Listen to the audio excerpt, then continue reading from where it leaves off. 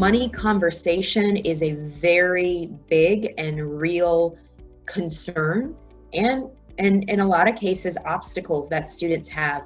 What you probably find in your conversations with students is that even though money is very real for all of us, as a concern with how we're going to purchase things, buy things, especially an investment as big as school, a lot of times students won't bring it up.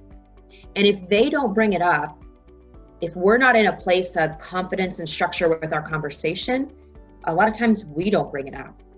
And so as a result, we end up moving through the conversation at a very surface level, hanging up the phone, and not ever having that cost conversation. It's unrealistic to think that someone's going to walk into a car dealership and say to the salesman, "Yep, I want that car." And the salesman says, "Great. Here are the keys. Bill will be in the mail in 2 weeks. Take it off the lot." If we're being honest with ourselves, no one's going to be comfortable with just a bill coming in the mail and us not really knowing how we're going to pay for it, unless we're all independently wealthy, which, again, if we're honest, that's not typically the conversation that we're having. So to avoid that conversation around money in hopes that it will just go away is not a sound strategy. And I'll tell you from my experience in working with institutions, that's typically what the approach that we take is.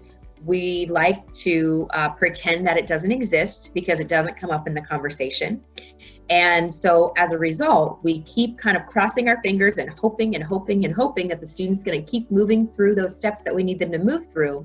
And even if they do, even if they fill out an application, they become admitted.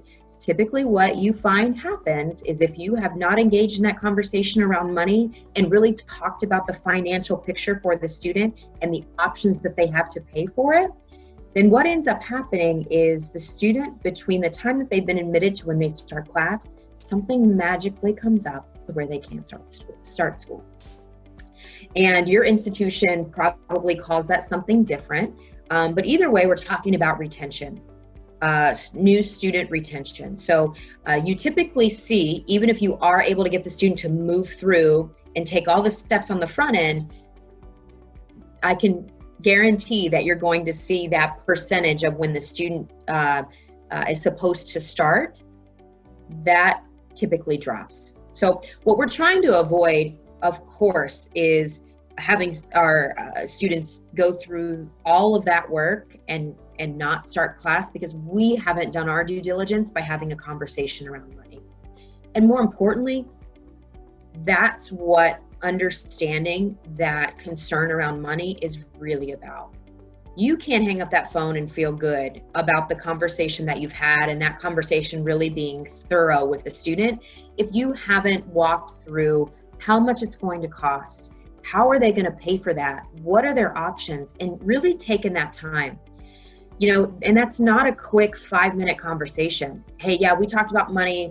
He or she is good to go. They're going to use this, and this. A lot of times we speed past that because it's uncomfortable for us. And so there will be a whole other coaching session on the cost conversation because it really is its own animal.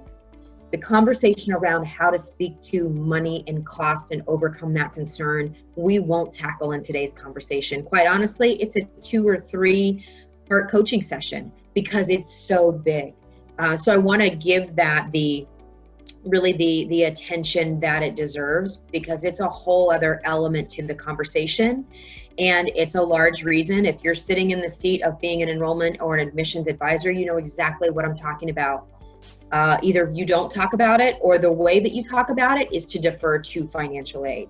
And if you put yourself in the student seat as a human being, ask yourself if you would feel comfortable with that being the response that you get when you're looking to make a decision about where to go to school and how you're going to pay for school. Ask yourself if you'd be okay with that answer, if you would move forward with filling out an application, if you would take the next steps. I would venture to say your answer would be probably not, but that's a thought for reflection for you.